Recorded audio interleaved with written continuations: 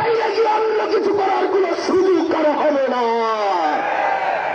ভাইরা আমার, আমরা সরকার পতনের আন্দোলনে নামি নাই।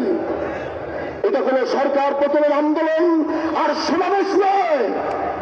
সংসদে বুঝাবার চেষ্টা করেছি, হয়তো বুঝতে পারছেন না বলে আজ জনগণ ময়দানে নেমেছে বুঝাবার জন্য।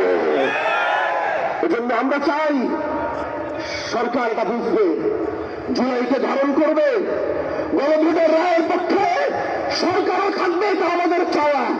এজন্য আগামীর বাংলাদেশে আমরা জুলাইকে মাইনাস করে আমরা কিচ্ছু করতে পারবো না।